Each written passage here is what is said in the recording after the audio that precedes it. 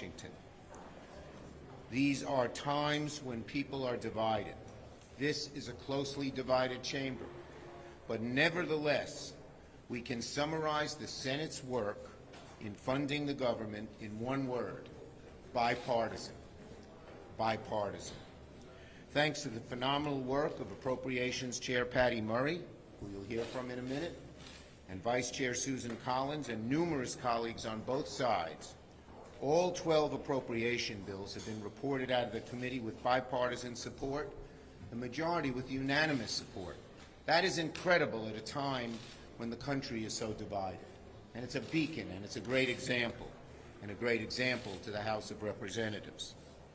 This month, one of the Senate's top priorities will be to keep the government open beyond the September 30th deadline. Both parties in both chambers will have to work together if we are to avoid a shutdown. So when the House returns next week, I implore, I beg my House Republican colleagues to follow the Senate's lead, to recognize that time is short, and the only way to avoid a shutdown is through bipartisanship in both the House and the Senate. House Republicans have their first chance to show their commitment to bipartisanship when they return next week. The last thing Americans need right now is a pointless government shutdown.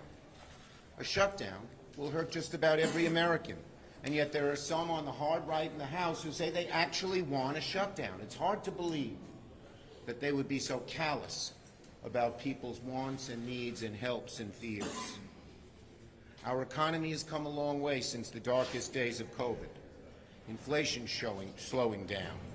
Job growth remains strong. The investments we've made through the infrastructure law, the CHIPS and Science Act, the Inflation Reduction Act are paying off with new projects, new jobs, and prices going down in so many areas, like drugs. We can't squander that all now. A shutdown is unnecessary and would harm many American families and businesses, just about everybody.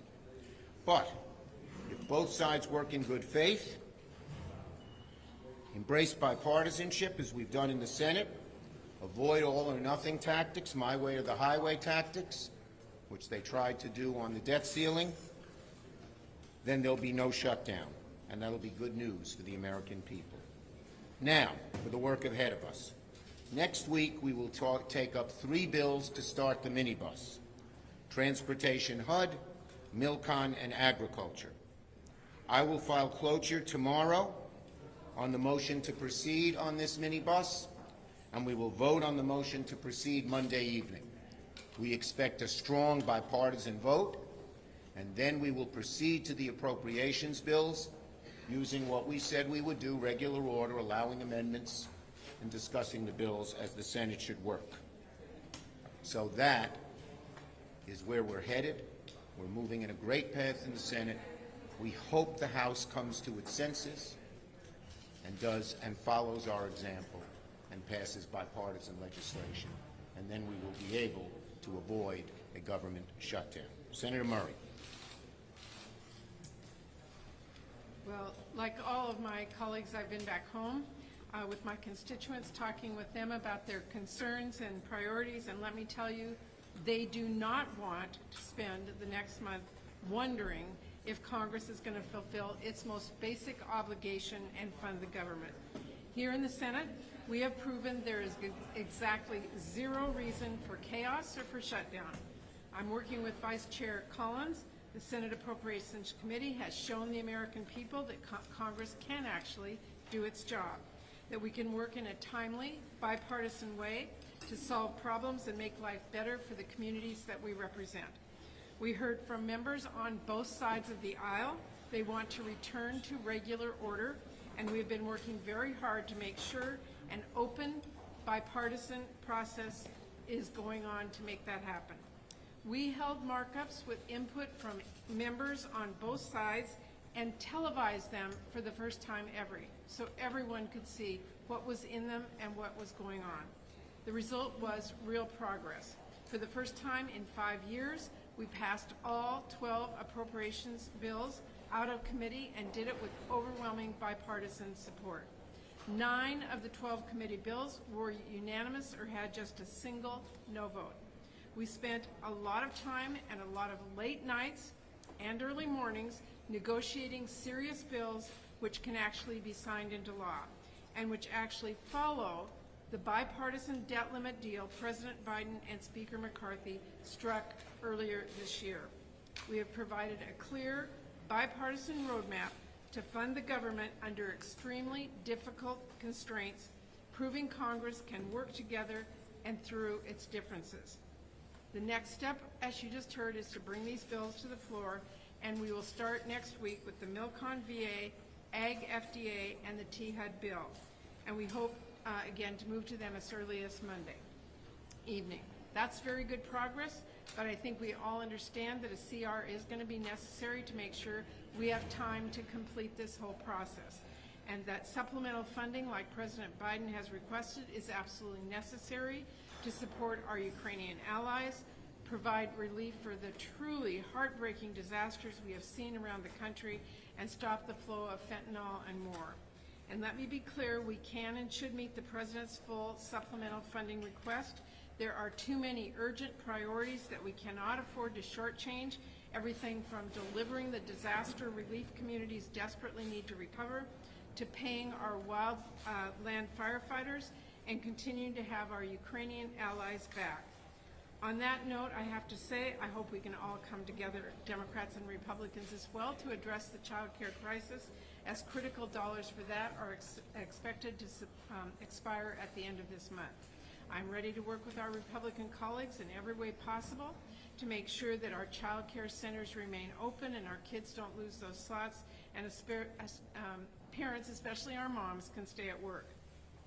Now, as many of you know, I am no stranger to tough negotiations or fiscal brinkmanship, but I think it does bear repeating the Senate has shown there is a genuine bipartisan path to do our jobs and fund the government. The Senate Appropriations Committee, with plenty of members on opposite ends of the political spectrum, strongly progressive Democrats and deeply conservative Republicans, wrote 12 bills to make our country safer, our economy more competitive, and do good for the people that we all represent back home.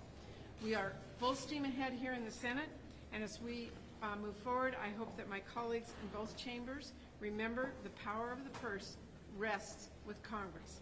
We have to take that responsibility seriously. Thank you. Senator Durbin. What you've just heard from Senator Murray is nothing short of remarkable. I've been on the Senate Appropriations Committee for 25 years. I had just about given up hope that we could return to regular order. But the two new leaders on the committee, especially Senator Patty Murray, along with Senator Collins, are setting an example for Congress and for the nation that when the two parties work together, it's in the best interest of the United States. And they've done it in a fashion that is easily explained and easily defended. They've based their appropriation bills on the agreement reached between the President of the United States, the Speaker of the House, and the leaders in Congress, just several weeks ago for that matter. And they've done it in a remarkable way. To think that we have had only maybe 12 dissenting votes and 12 bills is amazing. And it just a tribute to both of their efforts, and I hope that we can see much more of that occurring in the near future. We need to avoid wild cuts in spending that have been proposed by some extreme members of the House. The notion that we're going to cut medical research at this moment in our history, the idea of cutting education, public safety, public health programs, we've got to reject these extreme views. Stick to the center line in the American political scene, and that means coming together to solve problems in a responsible, bipartisan way. Here in the Senate, we're going to follow regular order, which is another thing I never thought I'd see again. I want to commend Senator Murray and the leadership of Chuck to bring us to this point. We need to work together on a bipartisan basis. I was on the floor the other day when Senate Minority Leader McConnell said, and I quote, "Keep the lights on by funding government through regular order," in which the Appropriations Committee has made a true unified headway in that regard. I hope our House Republican colleagues were watching. I hope they'll come back and work with us on a bipartisan basis. That is exactly what the American people have asked for. Senator Stabenow. thank you. Good afternoon. Welcome back, everybody. I, too, want to lend, first of all, my words of thanks to Senator Schumer. Always wanting to get things done. That's what we're all about. And Senator Murray and Senator Collins for moving the appropriations process forward in regular order with strong bipartisan support. I will note, for the record, first time 2 women as the leaders of the committee. Just saying, right. So, women leading on time, on budget. So, I'm just saying. This is really good news. Yeah. This is really good news, and it follows the agreement. Remember that agreement at the end of May with President Biden and the Speaker of the House shaking hands on a budget agreement on spending that we would be doing for this year? Well, that's what we're doing, is following through on the commitment that they made. And we all know then what happened. Extreme members of the House are trying to derail the agreement the Speaker of the House made with the President of the United States and trying to derail our progress. Government shutdown threatens the safety of Americans in every single area of our lives. Support for the troops and national defense, air travel, rail safety, food inspections through the USDA, basically our ability to provide Americans with the daily services that they need and deserve. Not to mention the hardship that'll be created for millions of hardworking public employees. You know, there's so much good news right now. We're rebuilding America, bringing jobs home from overseas, creating a manufacturing renaissance, and I can say that from Michigan, that it's very exciting to see what's happening on manufacturing. 187,000 jobs created in August alone. 13.5 million jobs created during President Biden's just first 2.5 years. This isn't by accident. Democrats are focused on growing the middle class of this country and by bringing down costs. A Republican government shutdown would completely undermine our country's progress right now. So thank you again to Senator Schumer, to our great leaders on the Appropriations Committee. We are committed to a bipartisan approach to governing our country. That's what the American people want, and that's what they deserve. Thank you. Okay, questions? Go ahead. Will you commit to holding a vote on the chairman of the Joint Chiefs of Staff nominee if the standoff would attempt to persists? The bottom line is this is a problem created by Republicans, and it's up to them to solve it. Senator McConnell, Senator Thune have said they disagree with Tuberville. It's now up to the Republican Party to get him in line. We're not going to shift the burden to Democrats when this is a Republican-caused problem. Next. Go ahead.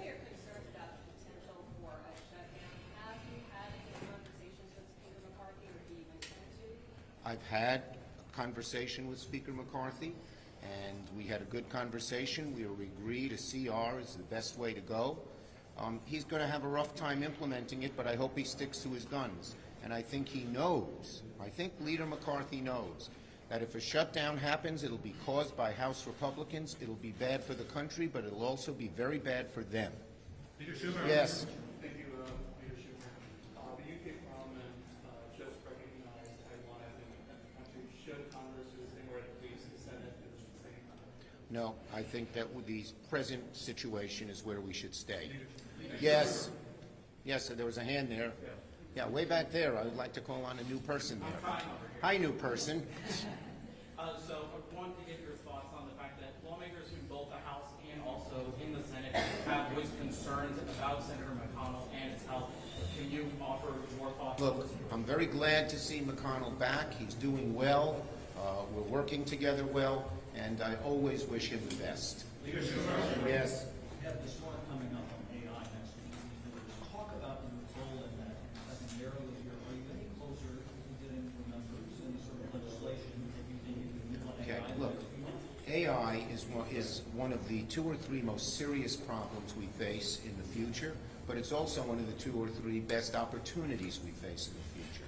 So it's very, very important to both maximize the opportunities and the good that AI can do and minimize the harm, both of which are very large.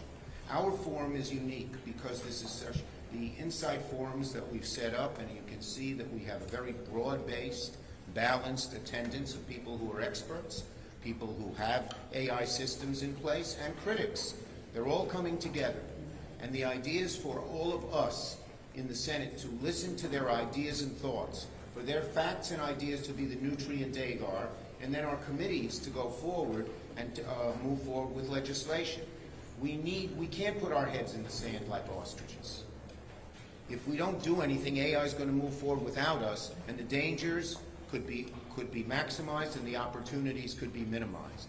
And so this is going to be one of the most important sessions, if you will, that Congress has had. Why did we do it this way? Because it's so unique. It is broad and deep. It's going to affect every aspect of society. It is constantly changing, and it is very complicated.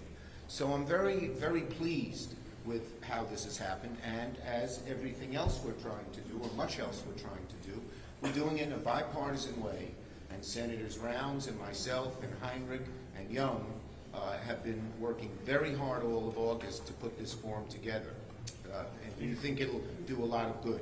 Yes? Are you concerned at all that Republican calls for impeachment could get in the way of the budget negotiations? The Republican calls for impeachment are absurd, and we're going to move forward and do our job here in the Senate of funding the government and doing the many other things that I listed in the dear colleague I sent that we need to do. Thank you, everybody.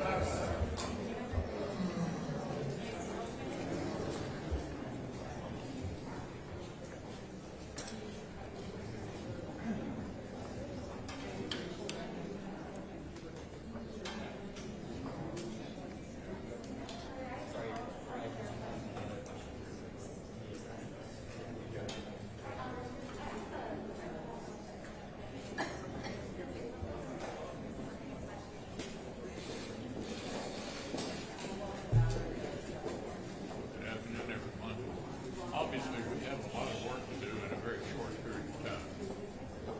We have to figure out how to fund the government past September 30th. We have to have it close as we can to a regular order process of appropriations. Senator Collins and Senator Murray have done a spectacular job of at least getting bills out of committee, which hasn't happened in the Senate in 5 years. So that's a step in the right direction. And then there's the supplemental, and as all of you know, I think maintaining our support for Ukraine is extremely important. Number one, virtually all the money that we're allocating for Ukraine is actually being spent in the United States to replenish our industrial capacity. Secondly, we haven't lost anybody. Not a single American has been lost. Third, I think it's important to remember that we have a country here fighting for their independence, degrading the military of one of our biggest rivals. So I know there's a difference of opinion in my party on this, and I think the president has, been too slow to keep the commitments that he's made publicly, but at least he's supporting the effort. I think he could have done it more skillfully, but he is supporting the effort, and I intend to continue to support it, and I hope the majority of my colleagues will feel the same way. Let me just pick up on the first point the leader made, and that is that if you look at the, before we broke for the August break, the last bill we processed, the National Defense Authorization Act, we had a robust amendment process. We considered 33 amendments on the floor. The Armed Services Committee team got lots of other amendments included in the bill that were adopted without having votes, but nevertheless, it was a process that was open and transparent in which individual members who don't serve on the Senate Armed Services Committee had an opportunity to have their voices heard and get votes on amendments that were important to them in their states. Now we're looking at the appropriations process. As the leader pointed out, we haven't had a normal appropriations process for a long time around here, but we do now have 12 bills. All 12 bills have been reported out of the Senate Appropriations Committee. The key now is to get those bills moving across the floor. And I'm hopeful that that will start happening next week. And when it does, that there will also be an open, robust amendment process in which members who don't serve on the Senate Appropriations Committee have an opportunity to make their voices heard and get amendments considered that are important to them and the people that they represent. I talk a lot around here about regular order. And the reason I do that is because I think bills, when they move through regular order, is a more transparent process, it is more accountable to the people in this country, and I hope that we can have a regular order process as we begin to deal with appropriation bills, so we don't end up like we did last year, at the end of the year, with everything piled up in this big train wreck of one big appropriations bill that's a take it or leave it proposition. The way it's supposed to work is to do these in regular order, through a process that allows for open debate on the floor, and that's what our conference is going to insist on in the appropriations process this year. Joe Biden's recent statements on the economy reveal a president completely out of touch with the pain and the suffering that he's causing the American people. If you wanted to describe Bidenomics in one word, it would be failure. The economy is the #1 issue facing our country. All of us who've been traveling our states, I've been all around Wyoming over the break, talking with folks. People are fed up. They're fed up with record high prices, record high interest rates if you want to borrow money, and a record high debt. And they're tired. They're tired of having to work so very hard just to try to keep up with the prices that continue to go up. They seem to be hit right between the eyes every time they go to the store, fill up with gas, try to buy groceries, all of those things, and they're mad. People are mad because they see the country heading in the wrong direction, and they don't see us getting back on track. People also do not believe that Joe Biden is up to the task. Only 1 in 3 Americans think that President Biden and the Democrats are actually doing a good job on the economy. And the case in point is this past Labor Day weekend, gasoline prices hovering at about $4 a gallon. Well, that's up over $2 a gallon from where we were about 2 years ago. And back to school shopping, it has become very, very expensive and very stressful for American families. Whether it's putting food in the lunchbox, supplies in the backpack, we're all seeing increased costs as a result of Bidenomics. Well, Republicans have solutions to make things more affordable. And it's to cut the wasteful Washington spending. It's to release this death grip that the regulators have, the bureaucrats here in Washington, making everything more expensive back home. And it is unleashing American energy. We have it in abundance. That's the way to get America back on track.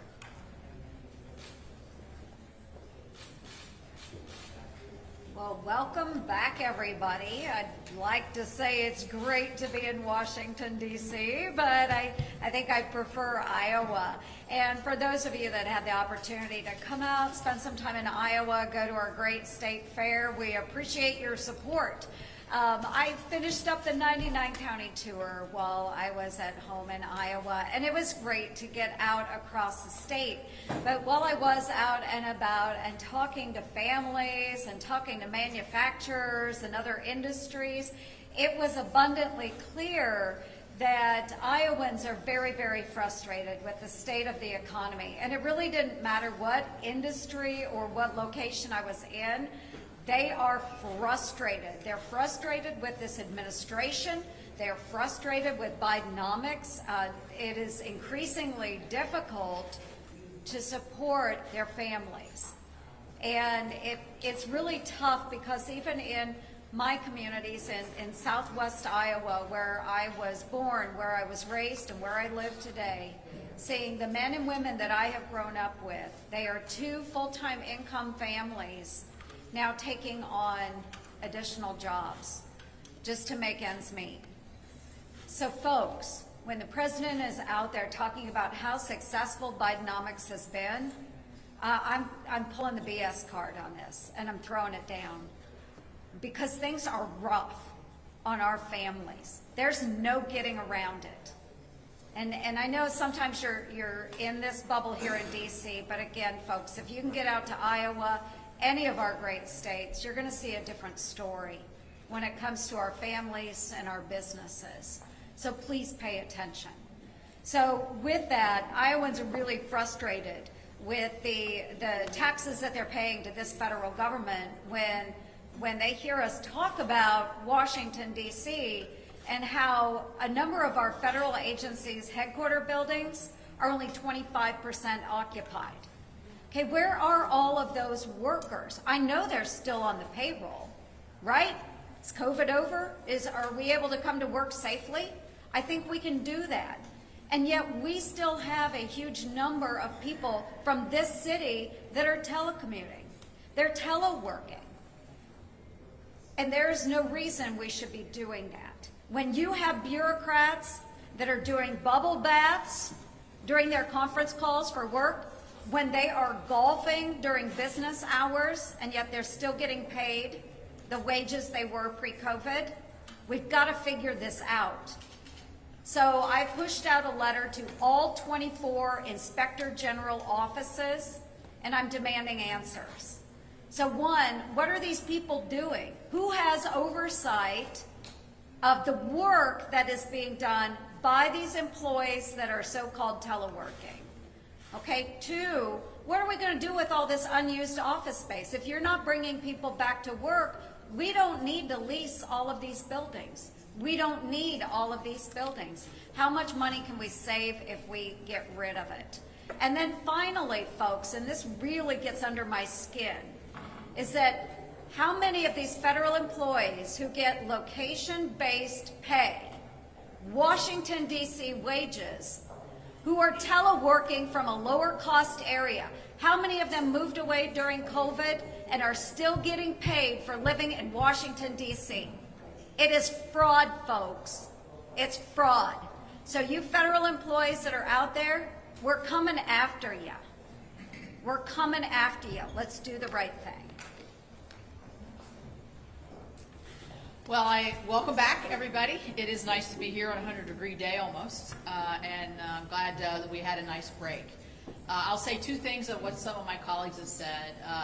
Senator Barrasso said his definition of Bidenomics is failure. Mine is paying more and getting less. That's absolutely what you're doing every day, whether it's your mortgage, your rent, your grocery store, your gasoline tank, whatever it is. And as to what Joni was talking about, Senator Ernst was talking about, our offices are inundated during the summer. More people have traveled this summer probably than have over the last 4 or 5 years.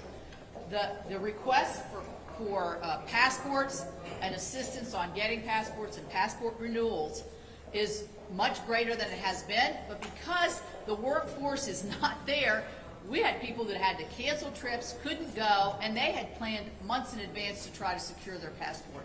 So that is one area specifically where the work ethic that we're seeing at the DC level mostly, but also at the federal level, is coming up short. So during the break, it's nice to get home and see everybody and hear anecdotal stories, but I did, during my break, took a once-in-a-lifetime CODEL with 4 other bipartisan, bicameral, all-women delegation to see our USA women soccer team play in Auckland, New Zealand. We didn't get to see them play, but we did get to see a lot of other women athletes in team sports. I was one of the lead senators on equal pay for equal play for Team USA. I believe firmly that any woman athlete who's representing our country should have the same benefit and pay as any man who is under the flag of the United States in competition. And I can tell you, it was glorious to see those fields filled with women's teams all across the globe, really led by the U.S. team. The U.S. team was the leader here. It's just people are catching up to us now. And that's inspiring to me because I love sports and I love women's sports, and it was really, really fun. The other side of that, Codell, was a security portion. We talked to a lot of the Indo-Pacific leaders and defense leaders about the looming challenge of China, how our allies are realigning, and how we need to shore up our allies. We were in Australia talking about AUKUS, the new agreement that we struck on submarines. We were talking about how the Taiwanese and China situation is becoming very precarious, and how are we preparing for that. And I thought, you know, what are these two issues that we went on this, Codell, what do they really have to do? And the unifying thing here is American values. We believe in freedom.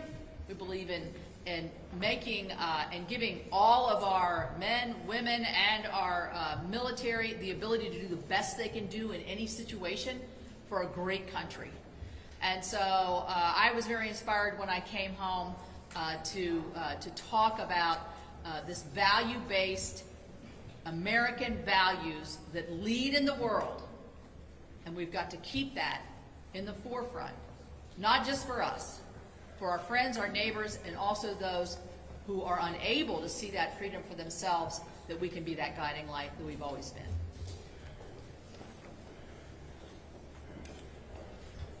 So President Biden spent the month of August telling a very different story to the American people than what we are seeing back home with the people that elect us to come back here to Washington.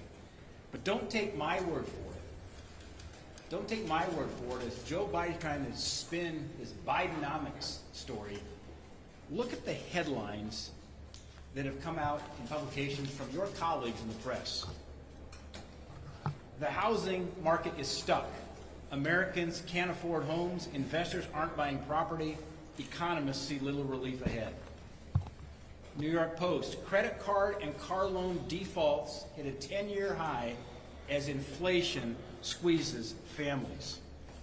This came out in Forbes just yesterday. In fact, as I was flying in from Montana, strapped for cash, more Americans are making early withdrawals from their retirement savings. And you've seen the headlines in the last month about credit card debt at over $1 trillion, an all-time record high. And now we've got new information that says our deficits are going to exceed $2 trillion. To put that in perspective, our deficit over the next year will be larger than the GDP of every country but 10 in the world. This is a direct result of what's happened. We've seen with President Biden in their spending spree. It's unacceptable, but the reality in Joe Biden's America versus what Americans are actually seeing are completely disconnected. It's time for the administration to reverse course on its out-of-control spending. Good afternoon. Welcome back. Respectfully, can you tell us what is equipping you and describe, characterize what is the level of transparency that people of Kentucky deserve to hear about your position? Well, I think Dr. Monahan covered. We'd like to hear from you. I know you are hearing from me. I think Dr. Monahan covered the subject. So you've had a chance to read it. I don't have anything to add to it, and I think it should answer any reasonable question. But he ruled things out. He didn't tell us what it might have been. Do you know what it is? We've had all these evaluations. What a doctor said is the precise medical reason for those treatment freeze-ups. What Dr. Monahan's report addressed was concerns people might have that some things that happened to me did happen. Well, they didn't. And it's really, I have nothing to add to that. I think you pretty well covered the subject. What do you say to those who are calling on you to step down? Do you have any plans to retire anytime soon? I have no announcements to make on that subject. Well, what do you say to those who are I'm going to finish my term as leader, and I'm going to finish my Senate term. Mr. Leader, what is your response to Senator Rand